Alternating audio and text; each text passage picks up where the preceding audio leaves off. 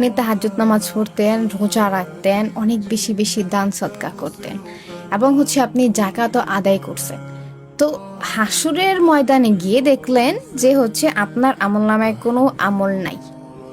তো আপনি যখন আল্লাহর কাছে জিজ্ঞেস করবেন যে আল্লাহ তাআলা, আমি তো অনেক আমল করছি, আমি তো আমার কষ্টের টাকা থেকে আমি দান করছি যাতে আখিরাতটা আমার ভালো হয়, কিন্তু আল্লাহ এখন তো আমার কোন আমলনামা নাই। তখন আল্লাহ তাআলা আপনাকে বলবে যে তুমি অনেক ভালো কাজ করছো, তুমি দান করছো, তুমি নামাজ পড়ছো, তুমি তাহাজ্জুদ নামাজ পড়ছো, যেই নামাজটা কিছু কম সংখ্যক মানুষই পড়তে পারে, কিন্তু তুমি আরেকটা কাজ করে ফেলছো যেই কাজটা তোমার সকল আমলনামাকে নষ্ট করে ফেলছে। আপনি যখন জানতে চাইবেন যে আল্লাহ তাআলা আমি কি এমন কাজ করছি, তখন আল্লাহ তাআলা বলবে তুমি গীবত করছো, তুমি মানুষকে অপবাদ দিছো, তুমি মানুষের হক নষ্ট করছো। গীবত এমন একটা জিনিস যেটাকে আমরা পাত্তাই দিই না।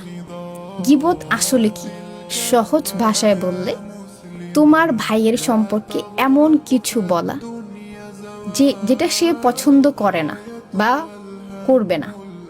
এখন যদি সেই কথাটা সত্যিও হয়ে থাকে, যেমন তানিয়া ভালো না, তানিয়া খারাপ, ফর এক্সাম্পল, যদি সে আসলে খারাপ হয়ে থাকে তাহলে সেটা হবে গীবত।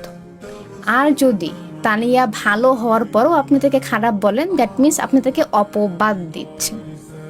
তো দেখেন, একটা মানুষের সম্পর্কে আপনি যে কথাটাই বলতেছেন, যদি যদি সেটা সত্য হয় তবুও ওইটা আপনার জন্য ডেঞ্জারাস। যদি সেটা মিথ্যা হয় তাহলে আরো বড় ডেঞ্জারাস জিনিস। তো দেখেন, এগুলো কিন্তু আমরা অহরহ করতেছি। একটা মানুষ সম্পর্কে আমরা জানি না, কমেন্ট করে দিলাম। হ্যাঁ, আমরা আজকাল ব্যাক বাইটিং খুব বেশি করতেছি। এই ব্যাক বাইটিং যে আমরা যে আমাদের, একটাবার ভাবেন, আপনি এত কষ্ট করে দান করেন, ভাই দান করতে কলিজা লাগে।